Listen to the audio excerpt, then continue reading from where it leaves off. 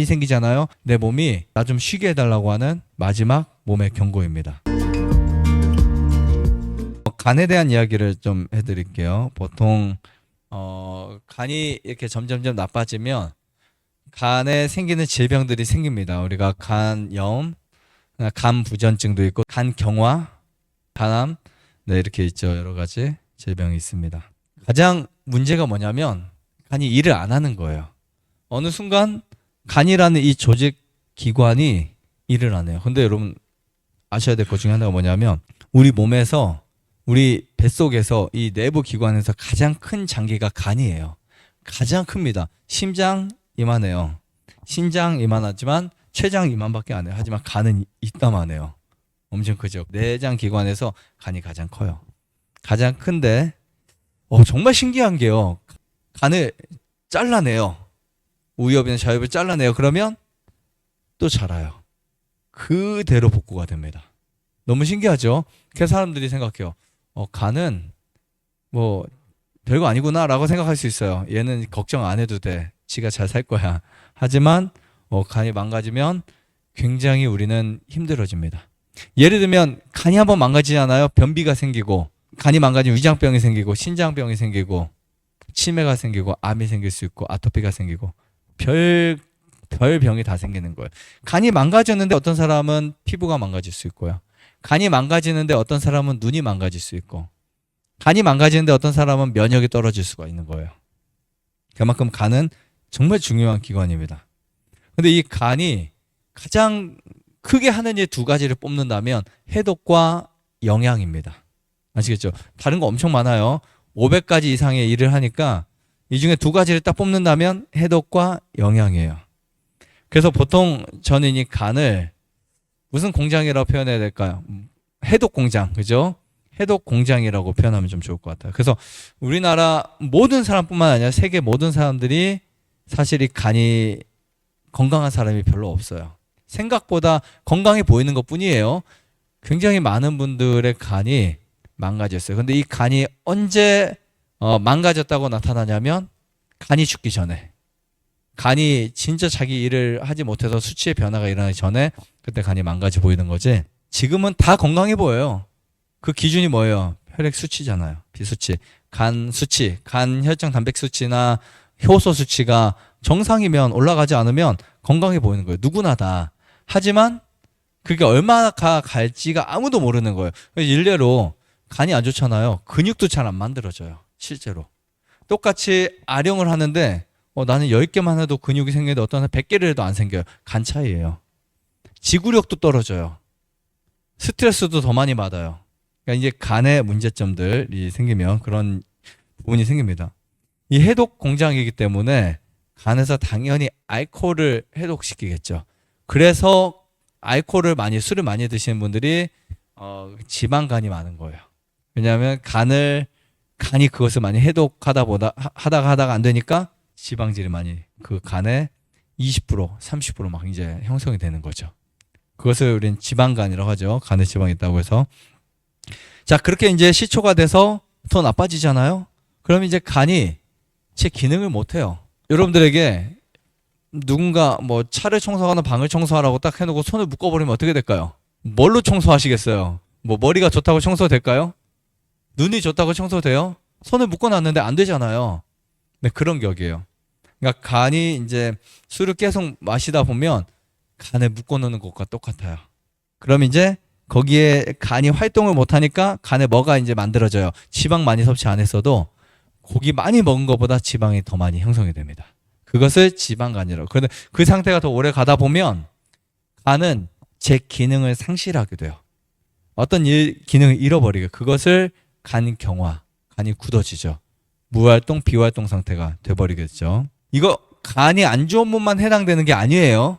다 해당돼요. 왜냐하면 어떤 분이 그런 말씀을 하세요. 상담하는데 저는 갑자기 간이 안 좋아졌다고. 갑자기 술 마시고 간이 갑자기 안 좋아졌다. 갑자기 스트레스 받고 안 좋아졌다. 등등 이런 이야기를 하시는데 사실은 갑자기가 없어요. 이미 간은 안 좋았던 거예요. 그런데 못 느끼거나 수치의 변화만 없었던 거라고 보시면 돼요. 갑자기는 없어요. 절대요. 자, 그런데 이 간이 이제 아까 알코올을 해독시킨다 했는데 알코올뿐만이 아닙니다. 또 무엇도 해독시키냐면 중금속. 대단하죠? 바다에 납이라든지 수은이라든지 또 카드뮴이라든지 이런 성분들 많죠. 근데 어쩌면 그것 때문에 갑자기 배탈이 날 수도 있고요. 갑자기 기능 장애가 생길 수 있고 갑자기 뇌가 망가질 수도 있어요. 어떤 경우는 그 알루미늄이라는 물질이 뇌에 형성이 되거나 그것이 되면 치매가 걸리는 거예요. 근데 우리는 그 원인을 모르는 거예요. 근데 그게 생선에 되게 많이 있기도 하고 우리가 사용하고 있는 이러한 공업용이라든지 가정용 어떤 전자제품 등등 뭐 여러분들이 갖고 있는 여러 가지 물건들에서 오는 경우도 있고 심지어 치과 가서 옛날에 때우는 아말감 아시죠? 아말감에서 수은이 나오기도 하고 물에도 있고 그런 것들이 막 엄청 많으면서 우리 몸에 문제를 야기시키는 거예요. 근데 그것을 누가 해독시킨다고요? 그러니까 치매도 안 걸리려면 간이 좋고 봐야 돼요. 그래야 중금속 좀 해독하니까. 그죠? 네. 그래서 치매 예방할 때 저는 간 관리, 위 관리 되게 많이 강조합니다. 자, 그 다음에 이제 유해 물질을 분해를 시켜요. 와, 엄청나죠? 이 분해를 시켜요. 분해.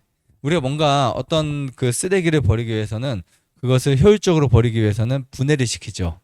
뭐 A4 용지를 막 분쇄를 시킨다든지 그죠? 그리고 그 음식물 쓰레기를 막 분해시켜서 물로 버린다든지 그런 장치도 많잖아요. 간에서 노폐물을 막 분해를 시켜요. 분해 활성화를 시키는 거예요. 그래서 노폐물을 걸러내서 소변으로 보내기도 합니다. 신장이 하는 일이지만 간이 먼저 해야 돼요, 이것을. 근데 이 간의 해독 능력이 저하되잖아요. 어느 순간 저하돼요. 그러면 다 똑같이 질병이 똑같은 방식대로 오는 게 아니에요. 어떤 사람은 피부가 망가지고요. 어떤 사람은 눈이 망가져요. 그래서 황반변성이라든지 시력 저하, 야맹증 뭐 이런 거 생겨. 어느 날 갑자기 눈이 안 좋아. 되게 막 이게. 그러니까 눈의 시력 그 망막이 손상돼서 망가지는 경우도 있지만 아니면 혈당이 올라가서 망가지는 경우가 많아요. 근데 이 혈당이 올라가서 망가지는 이유는 간에서 해결을 못해서 그래요. 그러니까 막 이렇게 혈당이 막 올라가면 시력 잃잖아요. 그런 경우도 있잖아요. 당뇨 발 썩는 경우도 있고 간이 안 좋아져서 그래요. 그러면 우리 간이 자기 능력을 정확하게 해결해 나갈 수 없어요.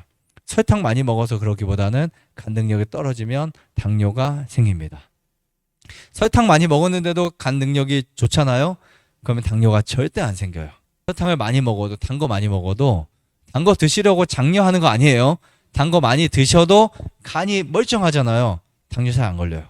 근데 어느 순간 버티다 갑자기 간이 손상됐을 때 단 거 많이 먹죠. 그때 그 당분이 독이 될 수 있는 거예요. 엄청난 독이 됩니다. 자, 그 다음에 이 간의 해독 능력이 이제 저하되잖아요. 첫 번째, 우리 몸에 독소가 쌓이면서 가장 먼저 오는 게 비만이 생겨요. 근데 이 비만에는 마른 비만도 포함돼요. 몸 마른데 배만 나온다든지 내장 비만이 있다든지 근육량은 줄고 살은 그대로 있다든지 그러니까 사실 체중은 적게 나가는데 왜 근육량은 적고 그런 분들 있잖아요. 이런 현상들입니다. 그러니까 제가 늘 강조하지만 간이 안 좋으면 근육이 안 생기고 근육이 안 생기면 체온이 떨어지고 순환이 잘 안 되고 건강할 수가 없어요. 우리 허벅지나 알통 이런 근육들이 간이 좋을 때만 잘 형성될 수 있어요. 어느 순간 간이 안 좋으면 근육 운동으로 잘 안 생기는 거예요. 그런 결과를 여러분 경험할 수 있습니다. 자, 그 다음에 간이 안 좋아지면 해독 능력이 저하되잖아요. 바로 오는 게 뭔지 아세요? 고지혈증이에요. 이 고지혈증은 혈액 속에 있는 지질을 형성한 수치를 말해요. 콜레스테롤이라든지 중성지방이라든지. 왜 생길까요? 분해를 못 시키니까. 분해를 못 시키니까 어떤 덩어리들이 그대로 뭉텅뭉텅 쌓이게 되는 거예요. 혈액 속에 지질 많이 보셨죠? 이상 지질들.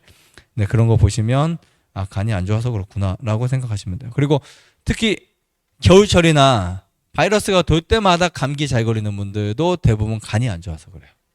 여러분 정말 생각보다 간만 건강하게 해도 우리 정말 건강하게 살 수 있거든요. 근데 이거 여러분들 좀 많이 생각하시면 좋을 것 같습니다. 그래서 해독이 저하되면 아주 적은 양의 독소도 문제가 될 수가 있다는 거 기억하시고요. 자, 간이 나쁘면 어떻게 느낄 수 있을까? 되게 많잖아요. 간이 나쁘면 건강한 음식을 맛있게 못 먹어요. 예를 들면 간경화나 간암이나 간이 나쁜 사람들의 특징이 뭐냐면 좋은 음식을 맛있게 못 드시는 거예요. 그냥 자극적인 거, 기름진 거, 튀긴 음식들 이런 게 되게 맛있고 순수한 음식들 브로콜리 데친 거 토할 것 같아요. 현미밥 못 먹어요. 맛이 없어서. 근데 간이 나빠지면 좋은 음식을 잘 못 먹어요. 그게 이제 가장 큰 문제 중에 하나입니다. 그 다음에 독소가 많을수록 우리 몸은 더 자극적이고 강한 음식을 당기게 돼 있어요. 그래서 자극적인 식사를 하잖아요. 그럼 더 강한 자극적인 식사를 계속 요구가 되는 거예요. 만약에 여러분들이 고기를 먹다 보면 더 강한 음식들. 이래서 이제 우리가 절제를 계속 해야 돼요.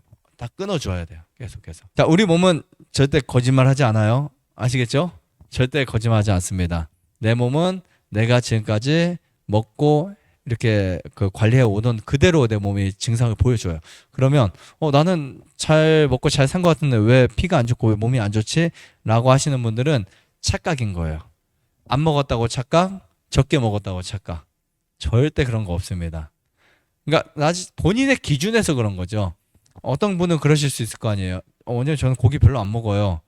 근데 그게 매일 200g씩 먹는 사람에 비해서 이틀에 한 번 먹으면 안 먹는다고 생각할 수 있지만 한 달에 한 번 먹는 사람에 비하면 엄청 많이 먹는 거예요. 자기 기준, 어떤 기준에 따라 다른 거지만. 그래서 이제 그런 부분을 여러분들이 조금 더 냉정하고 신중하게 판단하시면 좋을 것 같습니다. 자, 디톡스는 일시적으로 독소가 들어오는 양을 줄일 수가 있어요. 우리가 디톡스가 뭐냐면 몸을 해독시키는 거예요. 근데 이게 금식도 있고 저녁 한 끼만 안 먹는 것도 있고 과일식도 있고 채식만 하는 것이 있어요. 어떤 분은 나는 도저히 금식을 못 하겠어 하는 분들은 그런 분들은 저녁 한 끼만 안 먹어도 디톡스가 돼요. 10시간 이상 공복이 되잖아요, 몸이. 그러면 처음엔 배가 엄청 고파요. 근데 시간이 지나면 괜찮아요. 그러다가 이제 또 저녁을 먹잖아요. 그러면 또 늦은 저녁에 또 배가 고픈 경우가 생겨요.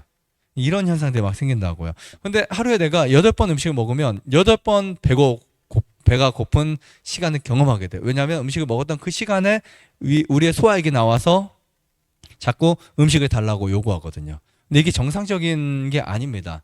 사람은 하루에 한 번 먹든 2번 먹든 3번 먹든 규칙적인 식사가 중요하고, 그리고 이제 해독을 하려면 뭐 금식을 하든 과일식을 하든 소식을 하든, 그죠?